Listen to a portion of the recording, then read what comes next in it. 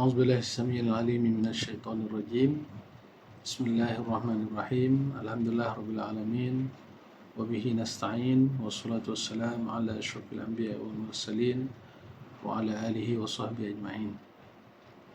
Alhamdulillah, segala puji dan syukur pada Allah Subhanahu wa taala, selawat dan salam kepada junjungan besar Nabi Muhammad sallallahu alaihi wasallam,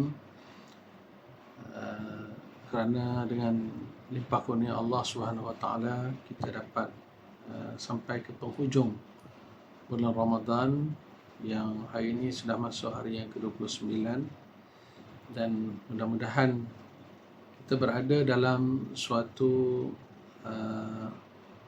persiapan ataupun satu pengakhiran kepada suatu nilai yang akan Allah kurniakan kepada kita.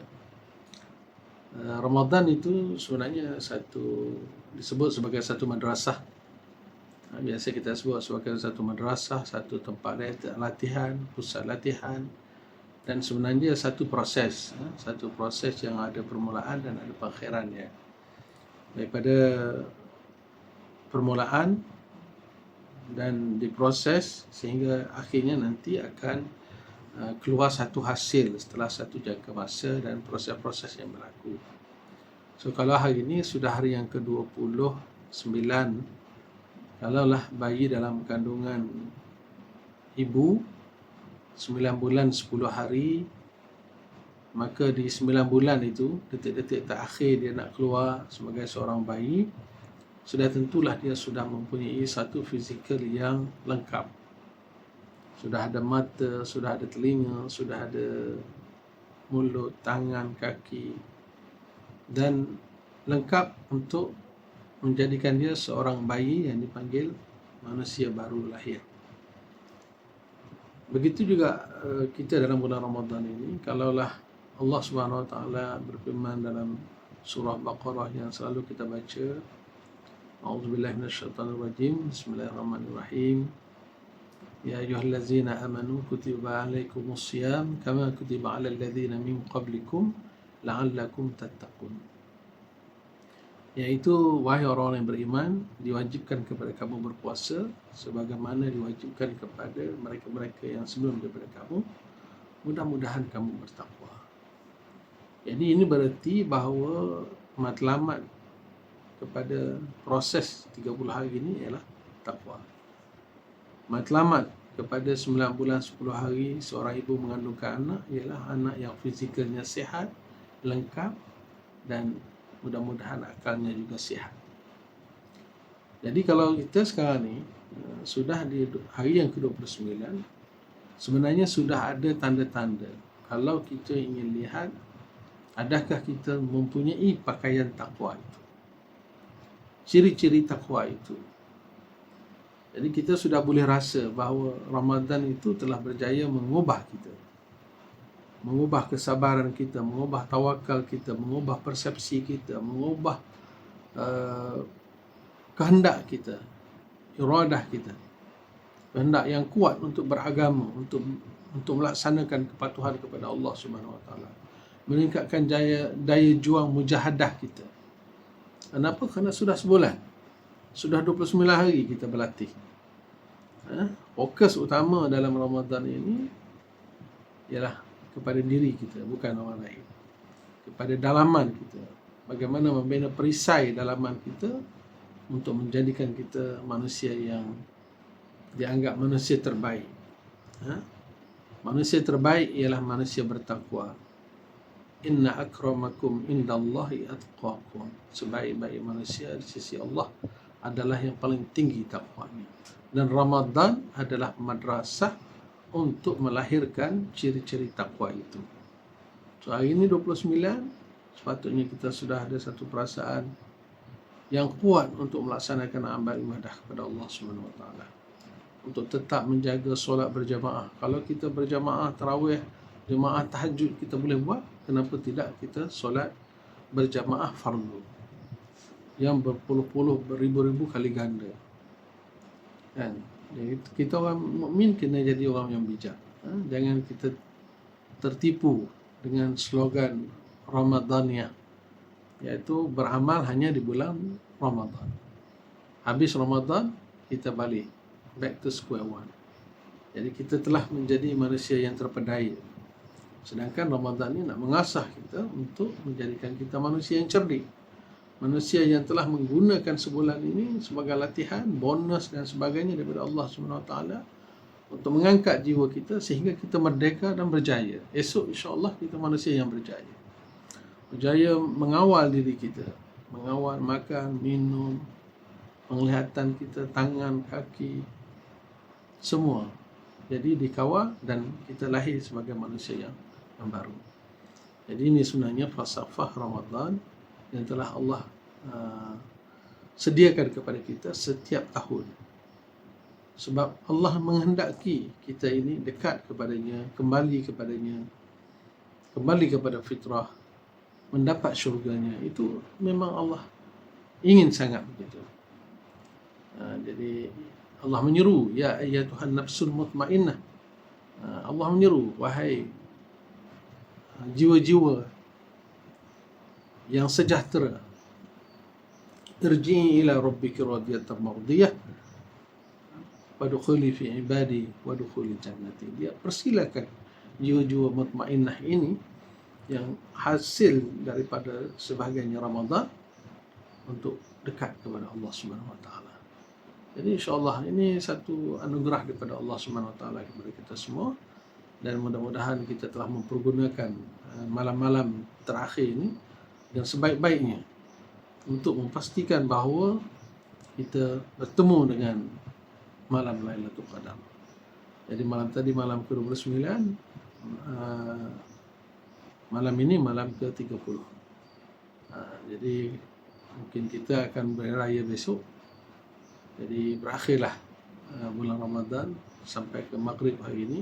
Kalau itu yang telah diputuskan oleh pihak pemerintah, maka kita akur saja. Tapi alhamdulillah hari ini kalau ada lagi masih baki yang belum sempat mempersiapkan bacaan khatam Qurannya, kita ambil peluang ini untuk pastikan bahawa kita orang yang telah memanfaatkan bulan Ramadan kali ini untuk mendekatkan diri kepada Allah Subhanahu wa taala. Rugi kalau kita tidak memberikan satu penekanan, kerana sebenarnya kita ni apa yang kita dapat adalah daripada hasil usaha kita. Arab sebut manjadda wajada. Siapa usaha dia akan dapat. Dan kita tak akan dapat dengan berpaku tangan. Rezeki apa-apa saja mesti kena berusaha. Apatah lagi kalaulah kita nak dapat redha Allah Subhanahu wa taala. Jadi antara ciri-ciri takwa yang sempat saya belik daripada tulisan-tulisan dan daripada kitab-kitab, pertamanya ialah Allah mengurniakan kepada kita suatu kesungguhan, jiddiyah. Kesungguhan untuk melakukan khair, kebaikan. Apa saja kebaikan tu kita sentiasa di depan. Wasari'u ila maghfirah. Allah sebut dalam Al-Quran, bersegeralah kamu kepada pengampunan Allah. Kamu kena mendahului orang lain. Kita ni orang Melayu, kita antara orang yang pemalu. Kadang-kadang kita malu nak jadi orang pertama tolong orang. Orang pertama bantu orang lain. Orang pertama azan. Orang pertama yang bersedia untuk jadi imam. Kita malu. Kita menolak-nolak. Kadang-kadang tu beberapa minit terpaksa lambat kerana orang ni tolak orang ni, orang ni tolak orang ni. Padahal nak jadi imam je kot. Betul lah sekarang orang tu nak menghormati orang lain, tapi imam ni adalah satu tugasan yang sangat penting. Dan orang yang nak naik jadi imam, dia kena pastikan dia bacaannya bagus. Kalau ada orang lain yang lebih bagus, kena bagi peluang kepada orang yang lebih bagus bacaan. Kadang-kadang kita sedih juga sebab selalunya dalam masyarakat kita lihat orang berdasarkan pada pakaian. Dan kita tengok orang ni pakai nampak jubah dia, Masya Allah kan, janggut dia, kita rasa dia boleh jadi imam. Belum pasti. Belum pasti. Saya kadang-kadang kita berhenti di R&R ni, ramai orang balik kampung, biasanya akan berhenti di R&R. Satu masalah dekat R&R ini ialah ramai yang memilih untuk solat bersendirian. Ini satu kesilapan besar. Kita kena belajar bab solat jamak qasar ni. Kita kena belajar. Kita kena selesaikan kefahaman umat Islam tentang isu ini. Setiap kali singgah di R&R, kita akan jumpa orang yang pakaian soleh bagus tapi solat bersendirian. Kenapa tidak dia mengikut mana-mana orang yang sudah menjadi imam, ataupun dia bersama dengan teman-teman yang lain, walaupun dia tak kenal, tanya. Ini yang saya sebut tadi tu, kena mendahului dalam benda-benda baik ni. Kita tanya, nak solat zuhur? Saya nak solat zuhur. Nak solat asar? Saya nak solat. Nak jamak? Okay. Kita kena mendahului. Okay. Pertama sekali, isu R&R ni solat tidak berjemaah. Yang kedua, pastikan kalau kita rasa kita kurang bagus bacaan, dia bagus dengan berlagu ni dua benda yang berbeza. Ada orang yang bagus bacaannya tapi tidak berlagu. Ada orang berlagu tapi bacaannya tak bagus pun ada. So kita kena ada orang yang boleh beritahu kita. Mesti ada guru lah pendeknya. Ya, awak ni dah boleh jadi imam dah. Kalau dia kata awak ni kalau ada orang lain, bagi orang lain lah jadi imam. Awak kena belajar lagi makhraj huruf yang perlu disebut dengan betul, panjang pendeknya dan sebagainya. Ini penting lah bagi kita orang mukmin. Kita nak dekat dengan Allah SWT, kita nak kena betul semua. Markah kita kena penuh 100%. Jadi kalau boleh kita kena pastikan bacaan Quran kita hafal. Tak payah baca yang susah-susah. Tak payahlah ambil masa di R&R ni mengambil masa orang. Baca ringkas-ringkas ayat-ayat yang lazim saja, insya-Allah sudah cukup. Kerana perjalanan kita jauh lagi. So itu pertama sekali, mendahului, bersegera kepada kebajikan, mendahului yang lain, berlumba-lumba kepada benda-benda kebaikan. Insya-Allah. Waalaikumsalam. Sudah ramai masuk. Minta maaf. Oh, Yuyu sudah sampai Kota Baru ke? Minta maaf tak dapat balik tahun ni, kena beraya di KL. InsyaAllah. Jadi kita manfaatkan segala apa yang ada hari ni, dalam YouTube, dalam semualah media-media sosial untuk mendapatkan ilmu. Jadi bila kita berbuat, barulah kita tahu kita tidak tahu. Orang pun boleh tahu kita tidak tahu. Sebab dalam Islam ni perkara asas adalah iman ataupun akidah kita sebut. Yang kedua adalah ibadah. Yang ketiga adalah akhlak. Dua yang pertama ini adalah hubungan kita dengan Allah. Hablum minallah. Akidah dalam hati. Ibadah orang dapat lihat ibadah kita. Tapi untuk kita dengan Allah Subhanahu Wa Taala. Yang ketiga, akhlak. Akhlak ini adalah kombinasi keimanan, dia juga adalah ibadah, dan dia memberi kesan kepada masyarakat. Ada orang ketiga di situ. Kalau kita berjiran, kita ada hubungan dengan jiran. Jiran pula ada hak. Jiran dari kalangan orang-orang keluarga kita, jiran daripada kalangan sesama Muslim, dan jiran dari kalangan yang bukan Muslim. Dia berbeza. Layanan ada hak-hak dia. Bukan berbeza layanan, tapi ada hak-hak yang mesti dipatuhi. Baik. Dua, hubungan dengan Allah Subhanahu Wa Taala. Satu, hubungan dengan manusia. Dan yang ketiga, iaitu tasawuf. Tasawuf ini yang menjadikan amalan-amalan itu diterima oleh Allah Subhanahu Wa Taala. Jangan kita rasa kita dah bagus, kita rasa yakin dengan Allah Ta'ala, dan kita banyak buat amal ibadat, kita pula disenangi oleh masyarakat, orang suka dengan kita. Tapi satu benda kita terlupa. Dalam diri kita ni ada jalur-jalur halus syaitan bermain dan berlari. Kerana syaitan ni dia boleh berlari dalam diri kita sebagaimana darah berlari dalam tubuh kita, seluruh jari-jari. Mana dia boleh timbulkan dalam diri kita ni perasaan-perasaan yang boleh membatalkan amalan kita, menghapuskan pahala amalan kita. Amalan sempurna, sah, sembahyang yang sah, puasanya sah, tapi nilai di sisi Allah Subhanahu Wa Taala itu tidak ada. Dia jadi haba'an mansyura. Dia seperti debu-debu yang bertabangan. Kenapa? Kerana bila niat kita diselaputi oleh riya, ujub, takabur, buat sesuatu yang ada di sana niat-niat selain daripada Allah Subhanahu Wa Taala. Sedangkan Allah ni ada takbir, la syarikalah. Tidak ada syirik pada Allah Subhanahu Wa Taala.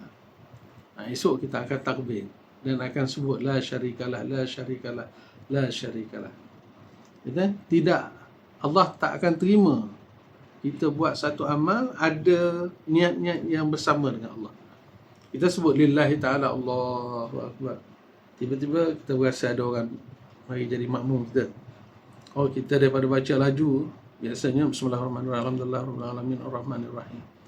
Tiba-tiba kita pun dah start buat. Kalau zuhur, baca panjang, lambat. Tidak jahat. Kalau maghrib, kita mungkin start lah.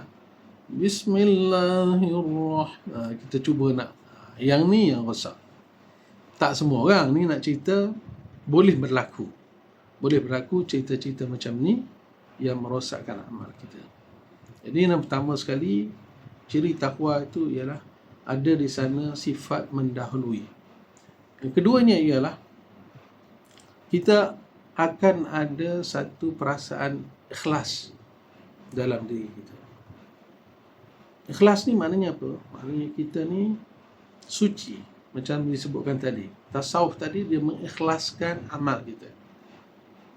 Tidak ada di sana satu lintasan ataupun satu niat selain daripada Allah Subhanahu Wa Taala. Jadi ikhlas ini dilatih dalam bulan Ramadan ini, di mana kita ni berpuasa hanya kita dengan Allah Subhanahu Wa Taala. Tak ada orang lain tahu kalau kita berbuka puasa. Katalah mandi tu masuk air. Alah, sedapnya seronok. Tak ada orang tahu ni. Kan? Tapi kita buat tak? Tak buat. Maknanya ciri ikhlas tu sudah ada. Cuma nak dilebarkan kepada perkara-perkara yang lain. Kalaulah kita ikhlas berpuasa, kenapa kita tak boleh ikhlas solat? Kenapa kita tak boleh ikhlas bersedekah? Kenapa kita tak boleh ikhlas membantu orang? Kenapa kita tak boleh ikhlas dalam hubungan dengan manusia-manusia lain? Di sana kadang-kadang ada dengki, iri hati dengan manusia-manusia lain. Jadi keikhlasan kita tu bertempat. Atau kita panggil tidak syumul, tidak menyeluruh. Selalunya menjadi macam tu kita. Ada tempat kita macam ni, ada tempat kita macam ni. Jadi sebenarnya Ramadan mengajar kita. Sebab dalam masyarakat kita di luar, saya percaya saudara-saudara sekalian selalu tengok ada manusia yang solat tapi tak puasa. Ada manusia yang puasa tapi tak solat. Adalah manusia yang dua-dua pun tak buat, tapi nampak macam berpuasa, nampak macam solat. Satu lagi ialah ada manusia yang tak puasa, tak solat, tapi menutup aurat. Ada manusia yang tak menutup aurat, tapi dia puasa, tapi dia solat. Pelik kan? Dia beriman di satu tempat, dia tak beriman di tempat yang lain.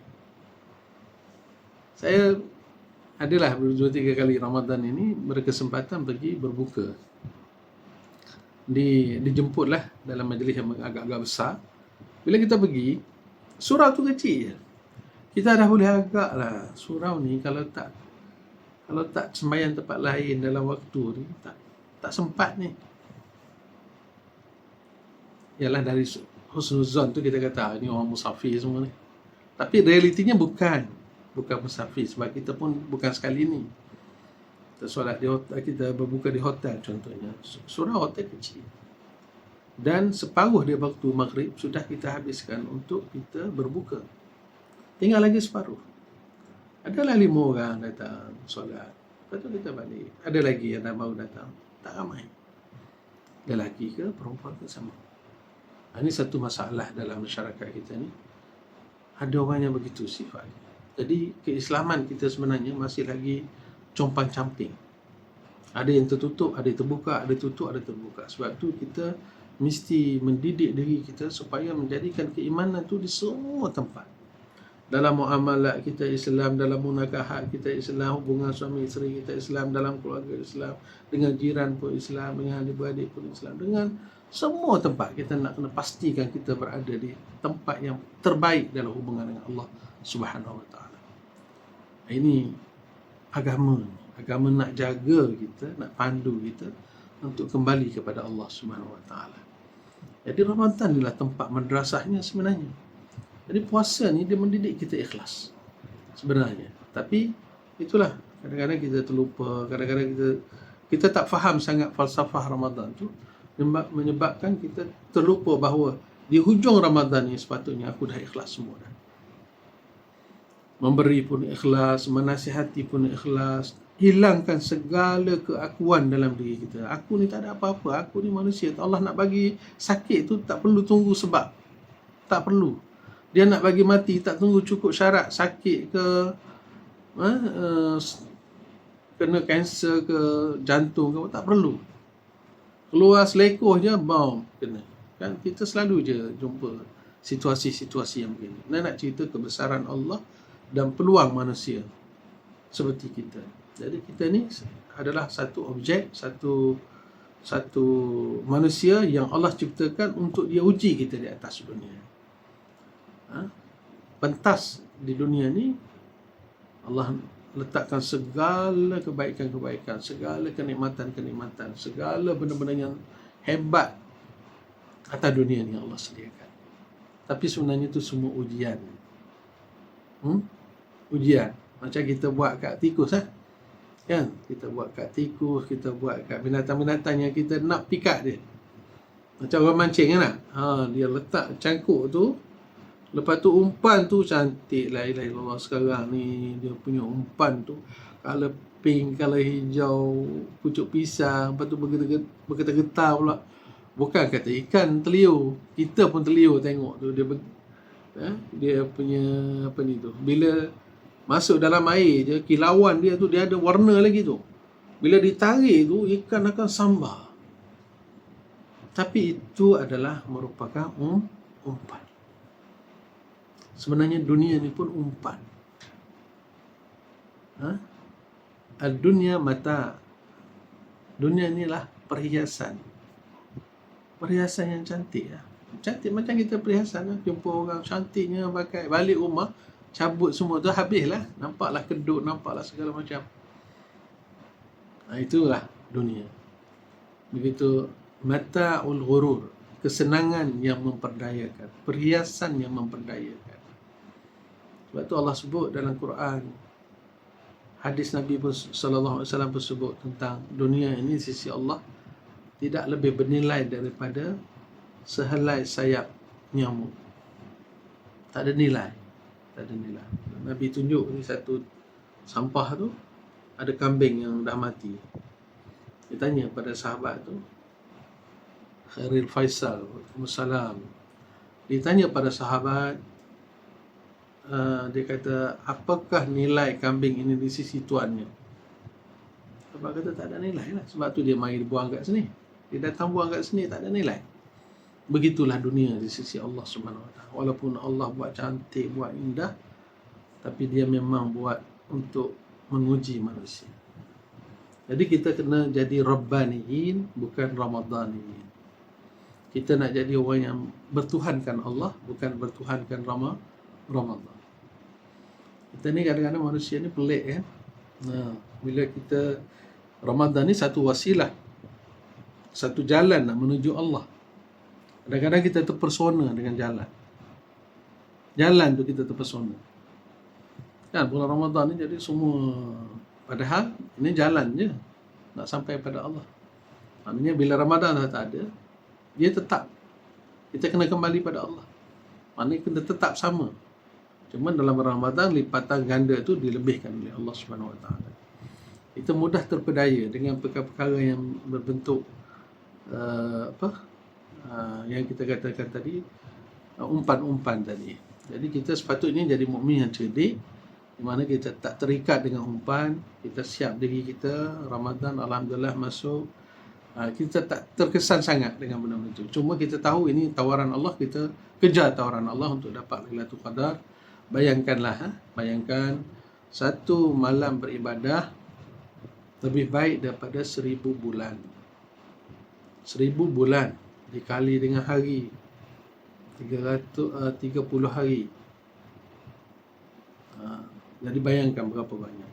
Jadi kalaulah yang boleh kita susun dalam amalan kita, kita boleh solat, kita boleh baca Quran, kita boleh istighfar, bertaubat, kita boleh infak. Kita susun malam tu berapa solat kita boleh. Tahajud biasa orang buat 8 hingga 12. Tarawih 8 hingga 20. Okey, Quran kita boleh baca. Tapi takkan malam tu kita nak puluh dengan Quran saja. Kita nak perbagaikan supaya waktu yang singkat ni, satu hari satu malam ni, maknanya dalam 12 jam tu penuh kita sediakan amal ibadat kita dengan gandaan yang kita harapkan. Salah satu daripadanya ialah infak. Jadi saya dah cerita sebelum ni juga, seorang makcik, dia bertanya saya apa pandangan saya bila dia kata dia memang malam 10 malam akhir ni dia siapkan duit dia nak infak satu jumlah yang banyak, dia kata 10 malam ni supaya jumpa satu malam. Saya cakap dia memang makcik, kalau tak malam Lailatul Qadar pun di malam Ramadan ni pun dah berpuluh-puluh ganda dah. Allah gandakan. Apatah lagi bila masuk malam Lailatul Qadar. So dia pun bagilah. Kalau dia nak sedekah 1,101 malam. Tapi dia cerita kat saya, dia simpan duit ni, dia nak sedekah 1,001 malam. Masya Allah. Saya kata bijak juga makcik ni. Dia punya matematik tu boleh tahan. Maknanya dia dah kira dah. Kalau dia daripada awal tahun menabung, dia tunggu, InsyaAllah dia akan dapat lah. Kita kadang-kadang kita cuba tebak-tebak, kita cuba cari-cari. Kadang-kadang malam yang sepatutnya malam Lailatul Qadar tu, malam tu kita mengantuk pula. Malam tu kita sibuk pula. Malam tu kita lalai. Sebab tu bagikan sama rata. So bijak jugalah. Saya rasa saya pun terinspirasi dengan apa yang makcik itu buat. Kita mulakanlah dengan qadar kita, insya-Allah gandaan daripada Allah SWT itu tetap banyak. Banyak dan sedikit sebenarnya di sisi Allah ni. Janganlah kira dengan kalkulator tu. Nampak sangat kita berkira. Dosa kita tak kira pula. Kan? Nak cerita banyak. Banyak. Ada seorang ustaz tu dia kata, kenapa 1,000? Orang tanya, kenapa 1,000? Kenapa tak berjuta? Kan? Kenapa tidak bilion sekarang kan? Jadi dia kata istilah bahasa Arab ni, kalau dia sebut 1,000 tu maknanya banyak lah. Jadi sebab tu kita jangan suka ambil lafaz. Selalunya kita suka ambil yang lafaz, kita tak ambil niat ataupun hakikat sebenarnya sesuatu ukapan tu. Saya pergi rumah awak banyak, 1,000 kali dah pergi, 10 kali, berpuluh kali saya call. Nak cerita banyak. Kan? Kadang-kadang bahasa tu tak boleh nak disimplifikan sebegitu mudah. Baik, kita kembali kepada ciri takwa yang disebutkan tadi. Kita sudah ada ikhlas. Mana keikhlasan ini memang ditempa di bulan Ramadan. Yang ketiganya ialah sabar. Ramadan mengajar kita sabar, menahan diri, dengar orang mengumpat, dengar orang mengata, tengok kat Facebook, ya Allah ya Rabbi. Maknanya dalam kitab-kitab dulu, bila kita baca, kita rasa macam dosa ni, kaki tangan ni dah tak banyak. Bila kita tak berjalan ke mana-mana ni, maknanya tangan tu tak adalah mencuri, pukul orang ke apa, tak ada. yang banyaknya bercakap, kan? Yang banyaknya mata melihat, dosa. Rupa-rupanya bila Imam Ghazali menyebut bahawa ada 7 anggota badan yang kita kena jaga. Dan kalau bulan Ramadan tu 3 antaranya yang khusus, yang perlu dijaga. Terutama orang lelaki, kita orang lelaki. Ini dosa yang sering orang lelaki terpedaya. Mata, perut dan syahwat, kemaluan. Sebab itu wanita-wanita, isteri-isteri, dia nak jaga suami dia jaga ni. Dia jaga mata suami ni. Biar suaminya memandang sesuatu yang indah pada dirinya sahaja. Dia kena berpakaian cantik, menarik, kan? Maknanya biar suami dia tu puas dengan dirinya.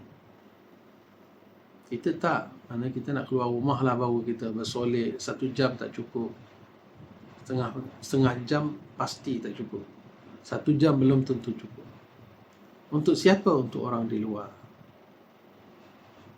Sedangkan dia sepatutnya bersiap untuk suaminya.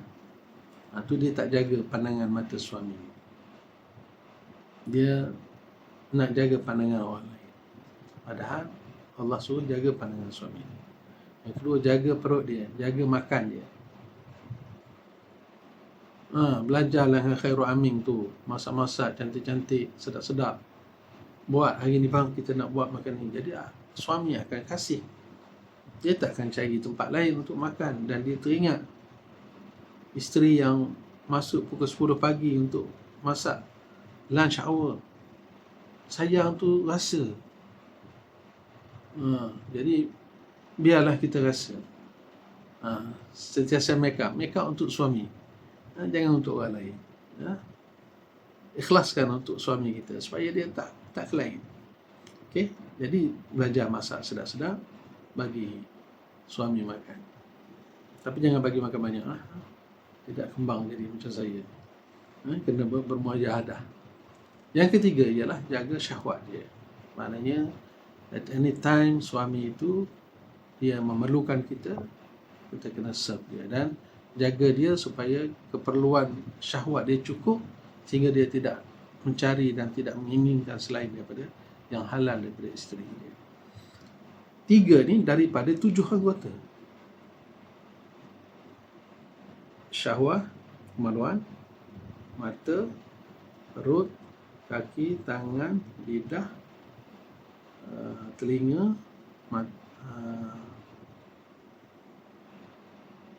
kaki, tangan, perut, kemaluan, lidah, mata, telinga, kaki, tangan, perut, kemaluan, lidah. 7. Jadi 7 anggota ni yang perlu dijaga sepanjang bulan Ramadan. Dan 3 yang disebutkan tadi ni yang diminta kita sabar tu, yang boleh buat di bulan Ramadan. Makan boleh, kan? Melihat isteri boleh. Di bulan Ramadan ni dia minta kita kawal. Jangan cross border. Jangan masuk ke zon-zon yang tidak dibolehkan. Walhal di bulan yang bukan Ramadan boleh. Di siang hari lah ni waktu berpuasa. Dan begitu juga hubungan suami isteri. Boleh. Tetapi di bulan Ramadan tak boleh. So 3 ni. Yang lain memang di bulan Ramadan pun tak boleh. Kaki tak boleh buat benda maksiat, tangan tak boleh, mata tak boleh, telinga tak boleh. Itu standard lah.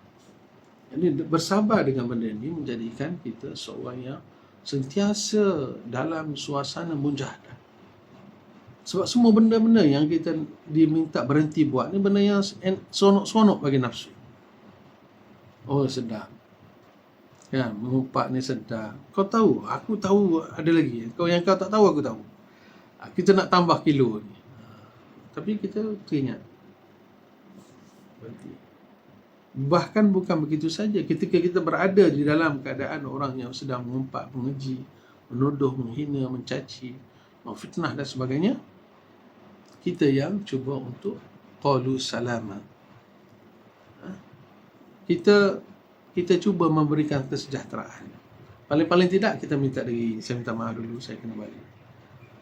Kalau tidak, kita kena beritahu. Dah, kita pun banyak dosa. Kan? Maksudnya kita kena cerita. Mungkin orang tak seronok, ni yang susah lah Pak Haji, Pak Lebai ni. Tuan-tuan dan perempuan, siapa saja yang seumur dengan saya dan ke atas, saya kata hampir 99% lah, Allah bagi masa, umur untuk kita patah balik, menyedari kesilapan zaman muda kita. Sekarang ni kalau saya jumpa kawan-kawan lama, Assalamualaikum, kat mana? Oh, saya ada kat sini lah. Saya kata, ingat nak singgah kat rumah ni. Allahu Akbar, saya tak ada kat rumah dia. Saya dah pencen. Lepas tu, saya duduk pondok dengan isteri. Masya Allah. Tak terbayang kita. Kita tak terbayang. Tapi bila Allah bagi ruang dan masa kepada beliau, bukan seorang, ramai. Dan bila kita jumpa setengah-setengah tu, Masya Allah, kita tak kenal. Dia bukan orang yang kita kenal dulu. Banyak proses kehidupan yang berlaku dalam diri dia. Sebab tu kita jangan judge orang hari ni. Allah sebut khatimah, pengakhir manusia itulah sebenarnya yang Allah nak tengok. Ini perlukan satu kesabaran kita untuk mendidik kita dan mengajak orang lain. Dalam dakwah pun sama. Sabar nak ajak, sabar. Sehingga Allah beri dia taufik dan hidayah. Bukan kita. Kita tukang menyampaikan je. Kalaulah ada orang yang telah tersentuh dengan kita, cepat-cepat balik pada Allah. Bukan saya. Al-haqqu min Rabbi. Kebenaran tu daripada Allah, bukan saya. Saya tukang penyampai. InsyaAllah. Ada sedikit sumbangan saya, Allah yang akan ganjarkan. Bukan kita nak dapat daripada manusia. Ittabi'u man la yas'alukum ajra wa hum muhtadun. Ikutilah orang yang tidak meminta apa-apa bayaran daripada kamu. Pendakwah ni mesti ikhlas. Nak bagi tak apa, tak ada masalah. Dia boleh terima. Tapi bukan menentukan dengan harga yang begitu. Hari ni kita dengar. Semalam dalam Facebook saya dapat satu perbincangan lah. Ada yang cakap pasal imam tarawih. Imam tarawih berapa patut kita bagi?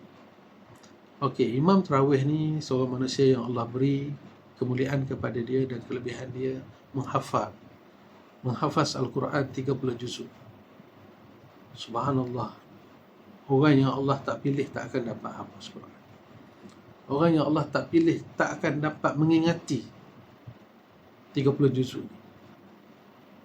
Saya pergi beberapa masjid, saya kagum anak-anak muda dengan suara yang sangat merdu menghafaz Al-Quran. Kita nak anak-anak cucu kita ni hafaz Quran, tapi tidak mudah. Tidak mudah. Jadi dia Allah pilih. So bila kita minta khidmat dia, sebagaimana kita minta orang datang baiki aircon rumah kita, dan bila dia datang baiki aircon pun sejuk, kita rasa terima kasih. Kita berhak membayar dia. Walaupun dia tak minta. Apatah lagi kalau yang ni yang baiki-baiki kereta apa semua, memang itu pekerjaan dia. Selayaknya kita memberi kepada dia. Katakanlah kita dapat satu ustaz masa bulan Ramadan dia cuti, dia dah ada gaji, tapi dia datang untuk jadi imam. Kenapa kita tak boleh bagi?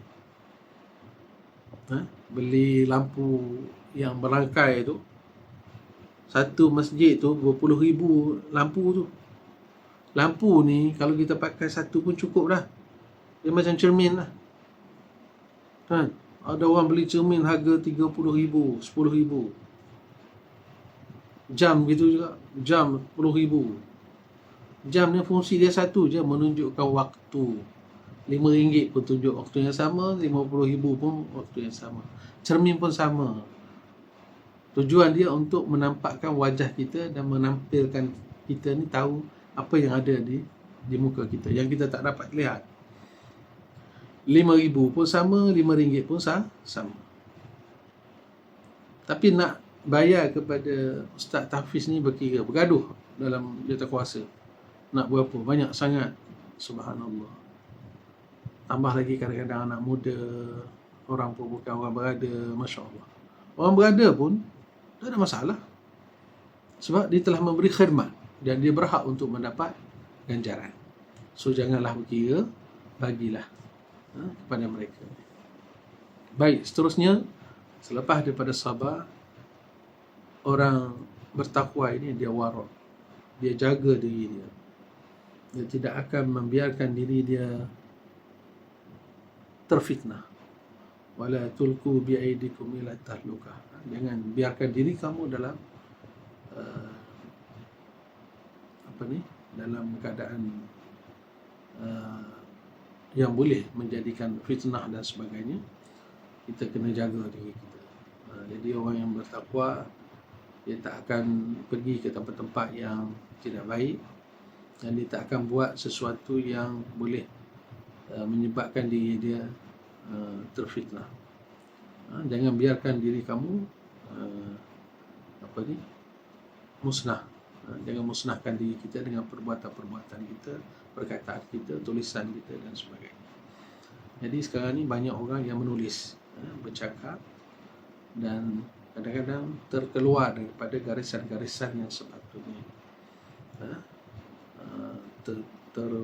Tertuduh orang atau memanjangkan sesuatu yang kita tidak tabayun, kita tak jelas.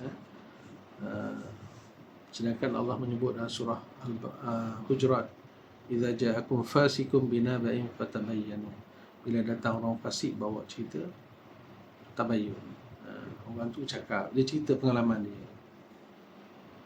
Macam berlaku beberapa hari kemalangan dan sebagainya, itu daripada dia. Dia cerita daripada angle dia. Ada orang lain lihat, orang lain pula salah. Kenapa? Kita ni yang ciluk ni, dia kata. Dari angle lain, orang nampak ada batu contohnya. Ada yang cuba nak selamatkan diri dia daripada ada halangan lain. Jadi ini perlunya tabayun. Itu juga ada cerita yang terbaru sekali ini, isu yang berkaitan dengan kalimah Allah di selipar di kasut. Ini pun satu benda yang kita kena berhati-hati. Sensitivity kita bagus, itu tahap iman yang baguslah.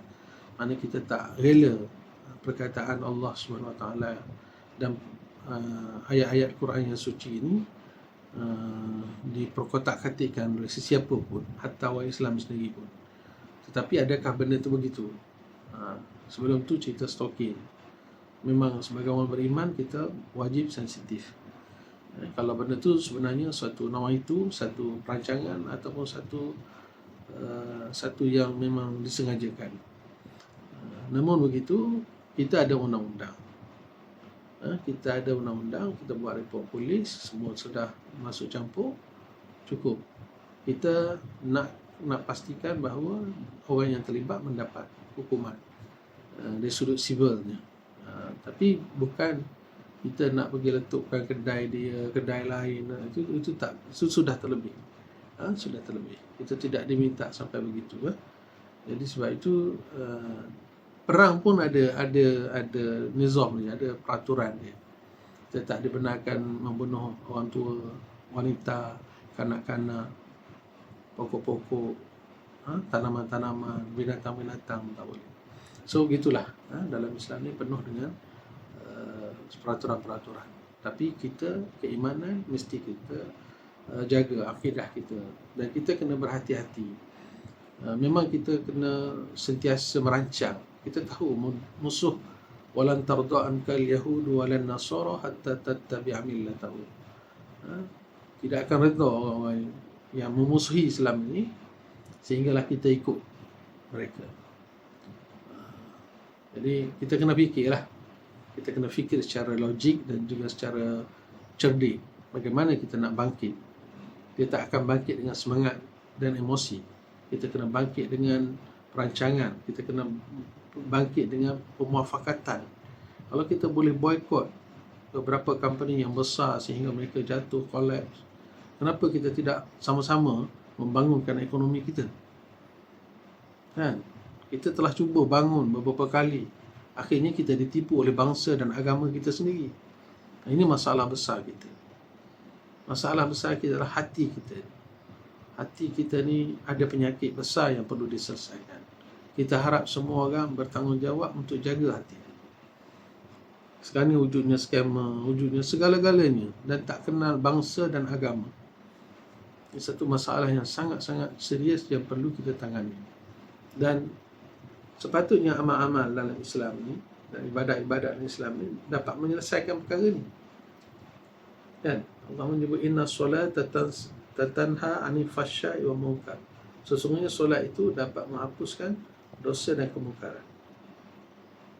Tapi kenapa orang yang solat, orang yang beribadat masih duk buat benda-benda ni? Nanti saya sebutkan tadi, sebab dia bukan menghayati Ramadan ke, solat ke, dia tak hayati. Dia buat je, tak masuk dalam hati. Retorik semata-mata. Pakai tudung, telekung, tapi tak solat.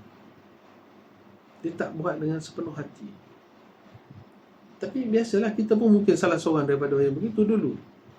Kerja kita dakwah, kerja kita nasihat. Ad-dinun nasihat. Balligh anni walau ayat. Sampaikan pada aku walaupun satu ayat. Ad-dinun nasihat, agama itu nasihat. Jadi ud'u sabili rabbika bil hikmah wal mau'izatil hasanah. Itu tujuan kita. Wajadilhum billati hiya ahsan. Hendaklah kamu berdialog, berbincang dengan cara yang baik, bukan maki hamun dan sebagainya. Ini bukan daripada ajaran Islam dan jauh daripada syariat sebenarnya kita. Islam ni adalah agama yang baik. Kalau kita tak baik atau kita pandang orang lain buat tak baik, itu tak Islam lah tu. Kan, kemarin ada kereta yang bergaduh, tak pasal-pasal. Kawan ni nak masuk sini, dia pergi halang. Jadi kawan ni marah, dia provoke sini, akhirnya apa hasilnya? Hasilnya kecelakaan, penyesalan, dan sudah tentu kena hukuman. Siapa yang salah? Diri sendiri yang salah. Macam mana orang beragama boleh sampai ke tahap itu? Kita tak nak fikir. Ini ada something wrong yang kita kena selesaikan dalam kejiwaan umat Islam, di mana kita kena kembali kepada Islam dulu, kemudian kembali dalam frame yang betul, frame yang syumul, frame yang lengkap. Jadi cukup sekadar 3 perkara ni. Yang awal, banyak lagi ciri-ciri, ada beberapa belas ciri. InsyaAllah mudah-mudahan ada sedikit dalam jiwa kita tanda-tanda ini. Sebagai tanda Ramadan kita adalah manusia Rabbaniyin, bukan Ramadaniyin. Ramadan dah berlaku, jiwa kita masih tetap ada kesungguhan, masih ada sabar, ya, untuk kita melakukan amal ibadat kepada Allah Subhanahu Wa Taala. Jadi insya-Allah cukup sekadar itu. Mudah-mudahan kita diberkati oleh Allah Subhanahu Wa Taala. Aku qouli hadza wa astaghfirullahal azim. Wassalamualaikum warahmatullahi taala wabarakatuh. Terima kasih kepada semua yang telah bersama dalam waktu yang singkat ini. Fauzia, Hadid, terima kasih. Kerja kita ni banyak ni, nak kena baiki diri, pakat-pakat baiki diri, insyaAllah barulah kita dapat baiki orang lain, insyaAllah.